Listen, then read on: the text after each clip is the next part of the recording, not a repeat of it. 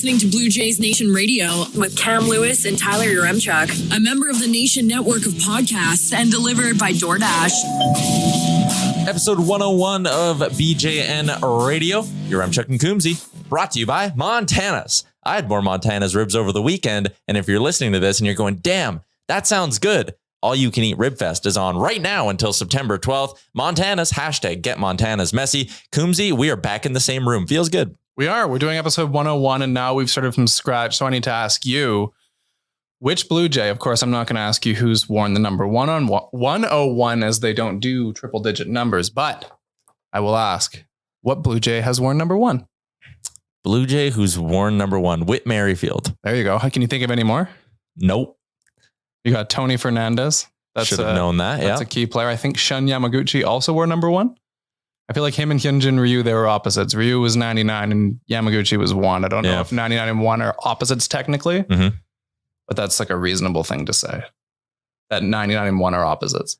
Yeah, I think that is a reasonable thing to say. Anyways, this is episode 101. The Jays had a little 4-gamer against the Minnesota Twins, and I think all things considered, it was fine. The game that probably leaves you kicking yourself a little bit is the game on Friday, just because, you know, you had a chance in that one at least. And to blow that the way you did wasn't great, but we'll get into that with our 3 up, 3 down delivered by DoorDash. Ding dong. Promo code BJN Radio or BJN Pod DD gets first time users of the app 25% off and no delivery fees. It was a split against Mini. I think you generally feel pretty good about that, right? Yeah, you're fine. It's not terrible. It's like Minnesota. I mean, you're going up against a playoff team, but they are technically worse than you because they're an American League Central team. So they're beneath like all of the wildcard teams. Minnesota has a 57-51 record, which I think honestly, like watching them, it seems like that's kind of shocking. Yeah. It seems like they're better. Like, I don't know if I'm missing something with them, but you know, they hit quite well. They get on base. Their pitching's pretty much fine, but I don't know. I thought they were... He's just moving my microphone around. This is the first time we've done an in-person podcast since like last August. Yeah, it is. It's been a long time. And I just felt like your mic presence was a little off there. I want the people to hear your takes. This is much better. Yeah, you want people to hear what I have to say. But I think that people weren't giving the Twins enough credit. They're saying the Twins suck. This is a team you should beat. I don't think they suck. I think they're at least okay. And that's pretty big praise coming from me for an American League Central team because I think the American League Central is a joke. And I'm not even sure if an American League Central team should be put into the playoffs. Yeah, I mean, I wouldn't go that far. Like at the end of the day, the Twins are leading their division. Yes, they get more games against the Royals and the Tigers, and like that is an advantage. Playing in their division is a big advantage. Good of a record. Yeah, and you know they don't have that good of a record. But when was the last time an American League Central team won even a playoff series? Or like, you know, would be when Cleveland beat the Jays, wouldn't it? Yeah, you're right. That wasn't that long ago. And then the Royals won the World Series. Okay. See, this is where my bitterness towards the American League Central comes from. It's completely understandable. I agree with you that people probably aren't giving the Twins enough credit. And they did do a lot at the deadline as well to kind of beef up their roster. So again, a split with a team who you're kind of, you know, I know the Jays have 3 more wins than them, but you're not going to end up, you know, playing the Twins in a playoff series in all likelihood. But a team that's right around your area in the playoff race, I think you could kind of say. Sure. To get a split against them on the road is totally fine in my opinion. So the 3 up, 3 down, we're going to start with the up. And the first game, Alek Manoah, the big man, another really solid start. He goes 6 innings. He allows the 2 earned runs, but he only gives up 2 hits. He strikes out 5. Just again, chalk it up as like a good Manoah performance. I think the positive in this one specifically is the fact that he got drilled by that ball yet again. This is the second game that he's gotten drilled by a ball and he managed to just kind of grind through it. I mean, like it was kind of funny. His reaction, he gets hit by the ball and then he's immediately waving into the dugout. He says, no, don't come out. I'm going to continue pitching. Don't. And then, you know, it's a bit of a grind to get through that inning, but then he muscles his way through the rest of the start, gives them six innings and only allows 2 earned. It was a bit of a gong show because he walked 4 guys. A lot of them came in that same inning, but yeah, the kind of interesting thing is why does he keep getting hit by these line drives? It's just random. Like, I mean, there's no reasoning. No, I know, but it worries the shit out of me because it's bad things coming 3, right? So it feels like 2 have happened and then we're kind of around the corner is that 3rd one that's going to be fucked up. And let's knock on wood. That's not exactly how it goes, but that's what I'm anxious about. You know what I mean? Yeah, I think it's fair. I mean, there's a concern to that extent with every star player that, especially in baseball, you can't predict injuries in any sport, right? With Manoah, I like to think he's gotten the bad luck comebackers out of his way now. Like, what are the odds he gets hit with another one in his next start, right? Well, you better not be jinxing it. You got to knock on wood there, man. Oh, yeah. Well, luckily we have a nice wood desk in front of us here. Manoah was solid, but, is there maybe a conversation to be had that Kevin Gausman's having the best season of any Jays starter? That's tough. I mean, they kind of go back and forth. Like, both of them have been largely very good the entire year. Gausman had that difficult little stretch kind of highlighted by that one start against Baltimore where they lit him up, but he was feeling sick that day. So, I mean, it's hard to say which one's been better, but the fact that you have both of these two guys is a pretty damn good thing. I guess the one real roller coaster ride has been Jose Barrios, where it's, you quite literally have, I've never seen anything like that in a baseball season, where there's just complete randomness as to whether you're going to get like a very good start or a very bad start. And I just straight up have no clue what to expect. We'll get to Barrios in a second when we get to our 3 down. With Gausman now on this road trip, he's made 2 starts. He's gone 14 innings. He's only allowed 7 hits, hasn't allowed an earned run. He struck out 15 batters as well. This guy's on a great run. And Michael Bradburn over at The Score, who was a guest on this podcast about a week ago, he went a step further than saying Kevin Gausman's the best pitcher on the Jays. He said he's the best pitcher in baseball, the best starting pitcher in baseball, including Sandy Alcantara and Justin Verlander. He points out his BABIP is only better than Patrick Corbin. Patrick Corbin has a 7.2 ERA. Bradburn goes on to basically point out that the fact he's got a 2.91 ERA, despite having so many singles basically bleed through or beat the shift or things like that, is incredible. And I think I actually kind of agree with that. Like, the starts where Gausman hasn't been great, outside of the one where his splitter really got hit at the Rogers Center. Other than that, the starts where he's been quote unquote subpar have largely just been unlucky, in my opinion. And the fact his numbers are still so good, despite kind of that one little rough stretch the Jays had from him, I think is just not getting talked about enough. Yeah, he almost never gets lit up. Like, you look at it, and his home runs per 9 inning is at 0.5, which is the best in baseball. Mm-hmm. And his FIP too, it's 1.98. And I mean, you can say what you want about FIP. It's not necessarily a perfect stat, but I think it gives you a good idea of how dominant a starter is, like how often they're actually relying on their defense, how much they're striking guys out, blah, blah, blah. And that's what you have with Gausman, is a guy that nobody hits hard. Like, no one's ever really teeing this guy off and drilling home runs. It's just weird BABIP luck, nibbling this and that. And the other interesting thing is Gausman was the one who kind of came out against Charlie Montoyo and was like, hey, like, I don't like our defensive alignment when I'm starting. It seems like this is affecting me. And he pushed back.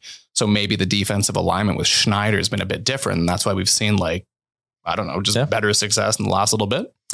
Yeah, I really wildly impressed with Kevin Gausman again. Like, for the people who, and this will tie into a bit of trade deadline talk, you weren't on our post trade deadline show, but like the people who want to shit on this front office and be like, oh, they didn't do enough at the trade deadline. Like, they also went out and signed Kevin freaking Gausman over the winter, and that's looking like a pretty astute move right now. Yeah, it's pretty hard to go back into Blue Jays history and think of a time where they've signed a guy that's had a bigger impact than this. I mean, what are your other examples going to be? Like, you signed Russell Martin. He was fantastic in 2015. Ryu in his first season was great. Year, Roger Clemens, I guess. But then there's a whole void in like the 2000s and early 2010s where there's nothing. And now you're in a situation where, I don't know, if you had told me 10 years ago the Jays would have signed a starting pitcher and he's pitching this well in free agency, it would have been inconceivable. Yeah.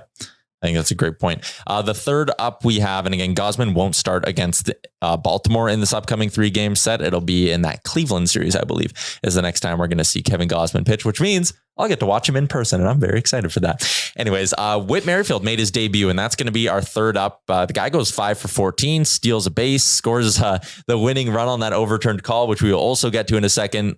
Shove that call to the side for now, Coombsy. What did you make of Merrifield? Like, I thought, this guy, like, solid utility piece. He can move around the diamond a little bit, brings him a little bit of speed, aggression on the base path. His bat isn't like subpar like you get with a Bradley Zimmer or anything like that. I think after watching him for only one weekend, I like the deal a little bit more, actually. Yeah, I mean, I think he fits in nicely with the John Schneider tactics they're rolling with. Since Schneider took over for Charlie, the Jays have been doing a lot more hitting and running and trying to avoid double plays and trying to get guys go to first to third, a little bit more aggressive, a little bit more old school. And even a player like Merrifield fits in perfectly with that because he gets on base and he can steal too. And I mean, that's not really something they have in their lineup right now because, you know, your guys that do that, you have Tapia, and then you have Zimmer, and Zimmer's never on base. He's almost exclusively on the team to play defense. So when they acquired Merrifield, it was kind of like, oh, you already have, you know, Espinal and Biggio as your platoon at second, and that's great. But as we kind of saw, the acquisition of Merrifield, I think, was more to give them a bit of a contingency in center field. So we don't see a whole bunch of Zimmer or necessarily Tapia playing there because his glove doesn't really translate to center. So what they did there is they found themselves a player who adds a dimension to their lineup they didn't really have. And then also subsequently somebody who can fill in when George Springer inevitably ends up on the injured list,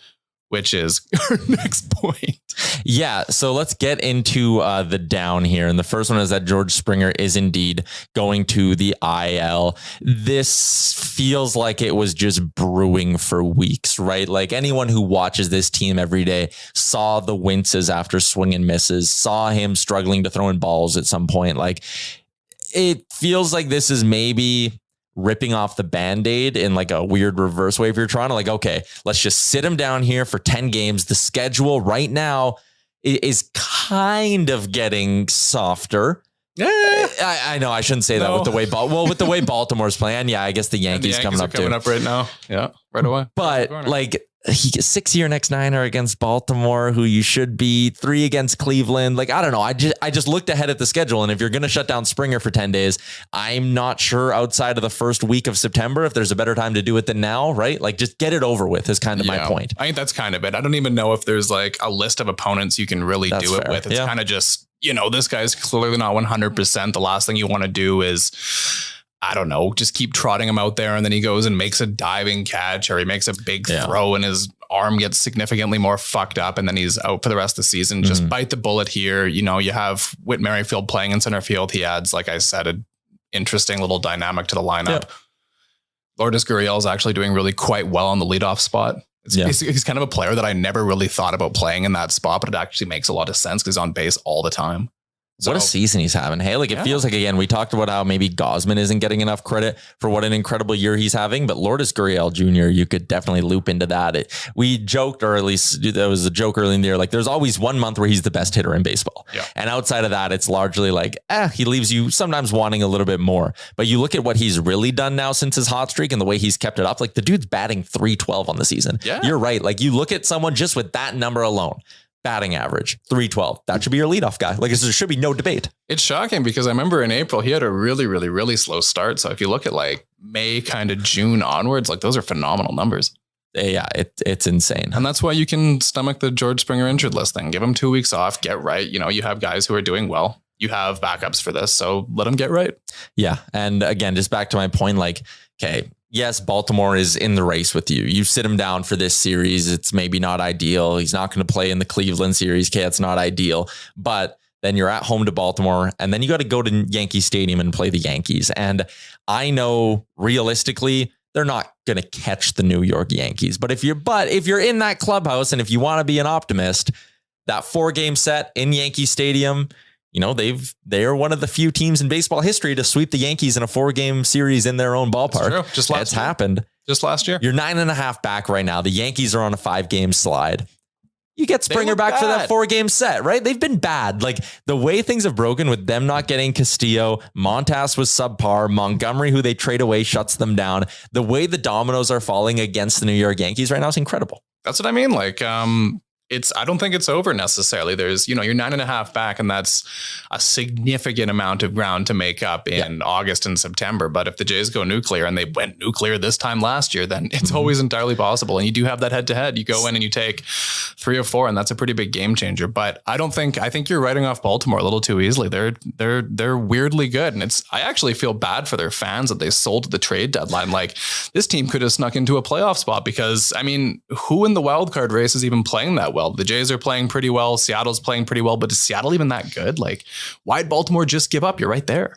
If you write off the Red Sox, then with the 3 division winners, 3 teams holding a wild card spot, and the 3 teams just out of the race, Baltimore, Cleveland, Chicago, no one's playing that well outside of Baltimore. Tampa's not either. Nope. Yankees are 4-6 in their last 10. Houston, Minnie, Tampa, Seattle, all 5-5 in their last 10. Cleveland, Chicago, Toronto are 6-4 in their last 10. Then Baltimore is the anomaly at 7-3, and they're actually coming off a loss as well. So I probably am writing off Baltimore a little bit too soon. I just, again, look at a team that wasn't supposed to be as good as they are at 56-52. A lot of people probably would have guessed they only would have gotten 56 wins in this entire season. Like, it's already a success for Baltimore. But I used to look at a team that sold off at the deadline. You let Mancini go, you deal away your closer and Jorge Lopez.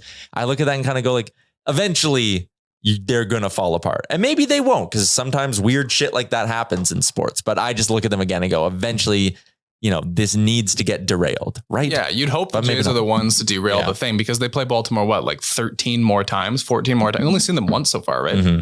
So it's going to be like 16 more games against Baltimore, because I think it's 19 against the American League East. So how they do against Baltimore in this last 2 months is going to dictate where they finish in the standings. If the Jays go and do 15-1 against Baltimore here, then they can catch the Yankees. But if the Jays go 500 against Baltimore here, we might be looking at being the 6th seed in the American League.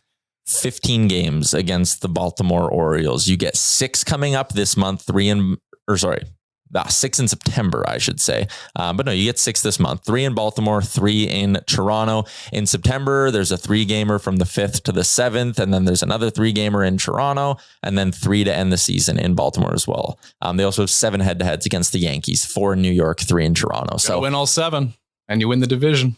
If you win all 7, you definitely win. You'll probably catch them. There's no way you don't catch them, right? Because at that point, it'd be a 2.5 game difference. Yeah.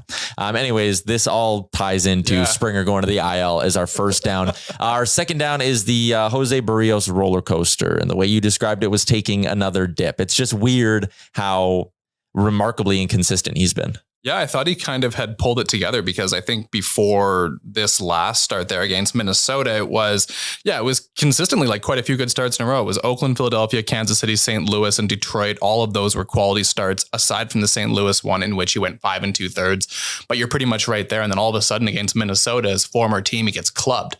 And it's just like, okay, in these other games, Barrios was throwing pitches all over the zone. And then against Minnesota, all of a sudden, it's just grooving fastballs down the middle, throwing like home run derby style batting practice. And he goes from looking so good to looking so bad. And it's stunning that there just doesn't really seem to be a middle ground where he just puts up an okay start, goes 5 1/3, allows 3.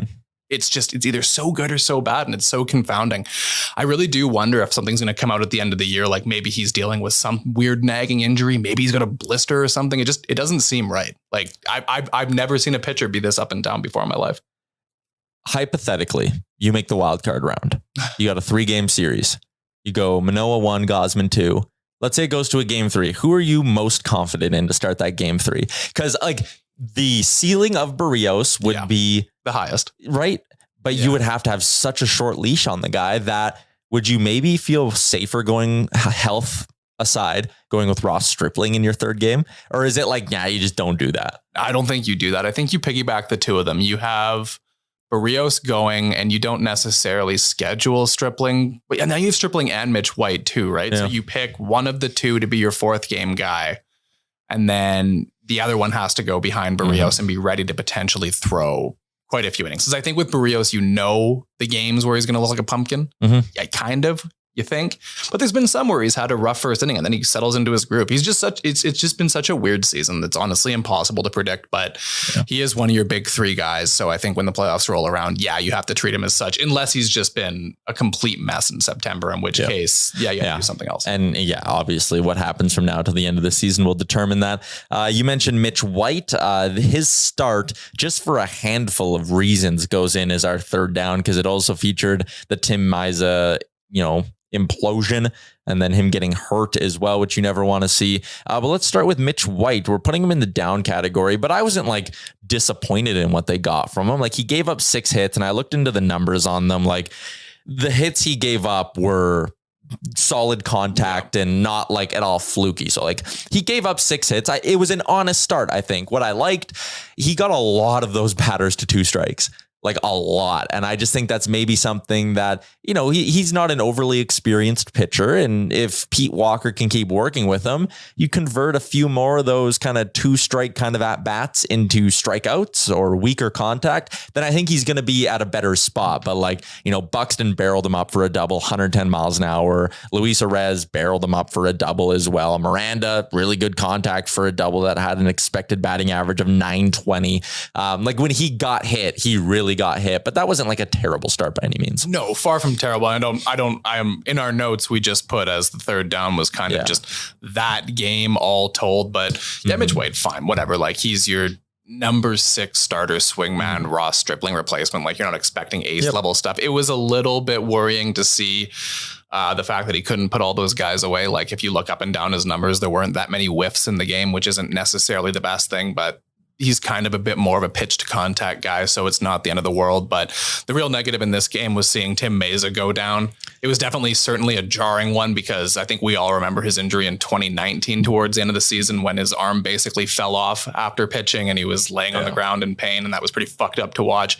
So there was obviously worry with a guy like that who's had such an injury that when he goes down, you're like, oh shit, this guy's season's over. But you said apparently that won't be the case.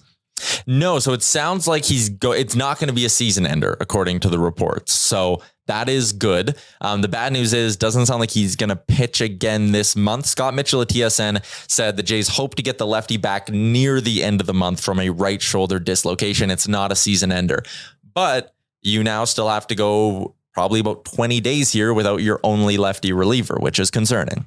So does that mean they consider putting a lefty starter in the bullpen? Does that mean Yusei Kikuchi is going to become a reliever? Well, he's supposed to start tonight. Yeah, that's true. There's no way they can make that shift. Yeah, that's a challenging thing. The Jays don't really have a tremendous amount of depth when it comes to left-handed pitching. So This is going to be a difficult one to navigate. And put some respect on that name because he's been pretty good in his 2 starts since coming back from his shittiness stint on the disabled list. The last start was just all over the grid. It was, yeah. That was weird. Like he started off killing it and then he completely lost it. But again, with Kikuchi, I think at this point, like when he doesn't have it, you just got to pull the trigger quickly. Yeah. And they have a lot of depth in the bullpen now, so it's easier to mitigate that. 9 innings pitched, 3 earned runs, 10 Ks, only 2 walks. I don't know. I think it's been fine to have Kikuchi back in the rotation, but you're right. If you wanted to get like lefty depth in there, I would also argue that, just throwing him in the bullpen and being like, here, figure this out on the fly as we're like about to go head to head with the Yankees. I don't know if that's the best idea. It's really not a solution at all. Anyways, that's going to do it for 3 Up, 3 Down, delivered by our friends at DoorDash. Other bullpen news. Sounds like Julian Merriweather is going through a rehab stint. We don't care, right? No, at this point, I'll believe it when I see it with Merriweather. If he's on the team and he's striking guys out, that's great. But I'm not going to get excited about it until it is happening. Yeah. You're just hoping he can be one of those guys that catches lightning in a bottle for you for a month. But even just a few good outings, man. Like that's what I was saying with Sergio Romo is like, look, if you can get Julian Merriweather in September to come and have a great few outings like at the beginning of last season. Like we'll never forget those. If we can just see that again 2 or 3 more times, I'd call that a win personally. Nothing new on Nate Pearson, but down in the farm, Ricky Tiedemann. He got that promotion to Double-A New Hampshire, and this is a guy who's really starting to make some noise, not just in Blue Jays circles, but in baseball circles as well. That one start, he didn't allow a run. He went 3 innings, only allowed 1 hit, struck out 5. And that's Double-A, man. And that's a hitter-friendly league too. Like you see guys having success in Dunedin or Vancouver. It's a little bit more pitcher-friendly, especially in Florida. But now he's up in Double-A where, he's pitching against guys that are college players who are like 24, like they're pretty advanced and he's still just mowing them down. Yeah. I don't think it's at all out of the question. Like it's only August the 8th now. It's not out of the question in September when the rosters expand that they just add him to the 40 and call him up and put him in the bullpen. I don't think like we saw Manoah come up and he made like 3 minor league starts and he's just been good ever since. They aren't afraid to, the front office isn't afraid to do that. No, it's a different world in baseball now, man. You don't have to play a full AAA season and prove yourself. You have the stuff, you work well with the coaches, you respond, you know what you're doing, just come up with your momentum and throw heat and strike some guys out and see what happens. He's 19. It's fucked. He was born in 2002. It's insane. Well, to be fair, he is turning 20 like right away. So he wouldn't come up as a 19-year-old, That's fair. He'd come up as a 20 years old. That sounds a lot better. But you talk about wanting, lefty fireballer, like his fastball scouting grade is a 60. Oh, there's your solution right there. It'd be There it interesting. is. It'd be interesting. Call him up. We're saying it here right now. Bold prediction. Ricky Tiedemann will pitch for the Blue Jays this season. From the podcast that predicted last season Manoah would factor in as a bullpen arm down the stretch, we are saying Ricky Tiedemann is going to make an appearance for the Jays this year. So given that, what's probably going to happen is it's going to be mid-September and they're going to call him up as a starter. And he's never going to look back. And he's going to be their ace next April. We're going to be like, is Ricky Tiedemann the ace of the team in mid-April of next year? That's what's probably going to happen. Let's take a look ahead at what's coming up next for the Toronto Blue Jays. The Jays are getting set for a series against the Baltimore Orioles. It's a 3-gamer. Thanks to our friends at PointsBet Canada, we can tell you the Jays are favorites -140 for this series opener down at Camden Yards. It's Kikuchi versus Jordan Lyles. Coombsy says, do not write off this Baltimore team. I don't know. I think this series lines up okay for the Jays. Kikuchi versus Lyles. I think that's a matchup that the Jays can find a way to succeed in. And then you get Manoah versus Bradish, who has not been great in the majors either. The third game, maybe leaves you a little bit iffy, but I don't know. I'm like, let's get a sweep here, Coombs. Let's have a good time. Yeah, I just don't know if I'm comfortable looking at Baltimore and saying this is a team that you're going to sweep. Like Yusei Kikuchi and Jordan Lyles is kind of a coin flip. Yeah, Jordan Lyles' ERA is 4.40, but Yusei Kikuchi's is 4.86. And the last time these two faced off, Kikuchi allowed 4 earned runs in 4. The Jays tagged Lyles for 4 earned runs in 5 1/3, and Baltimore wound up winning. The next one, the Jays really should win, but then again, like the Jays have had their difficult times with young pitchers who pitched well in AAA but have been dog shit at the big league level, and that's pretty much exactly what Bradish is. He's got a 6.55 ERA in the big leagues, but in AAA this year, before getting called up, it was a 1.30 ERA. So this is the exact kind of guy who would mow the Jays down. And then it's Barrios in the final game. You really have no idea what to expect. So I don't know. I'm a little nervous going into the series. I'm not going to lie to you. Interesting. I don't think Baltimore is that bad, and it's me saying this, and I'm always the guy making fun of them. You're always the trash birds guy. Yeah, if the Blue Jays lose this series, then I'm going to post a picture of a Blue Jays trash bin instead. You have that locked and loaded? No, I don't. I'll have to find one, but I probably won't do that. I'll probably post the Baltimore Orioles trash bin regardless. Okay. Even if Baltimore sweeps the series, I'm going to say, fuck you. You're still the trash birds. That's fair. This is our first time, or not our first time, the Jays' first time going to Baltimore since they changed their walls, right? Yeah. I think some of that came down to last year. Those 2 games the Jays played in late September when they scored about 6,000 runs. Oh, fuck, I remember That's what ultimately resulted in Baltimore making their walls 7 times as high. So the Jays can't tee off quite as much. So Baltimore currently sits 4 games back of the Toronto Blue Jays. So they're out of a playoff spot right now, right? They are. Yeah. They're 2 games back of Seattle and Tampa. And Tampa's in Milwaukee. Seattle's going head to head against the Yankees. Cleveland is taking on Detroit. And then the other 2, Houston's playing Texas. Minnesota's playing LA. But the big ones are Tampa versus Milwaukee, Seattle, New York. Those are the series you're going to want to keep an eye on. Who are we cheering for in Seattle, New York? That's an interesting one.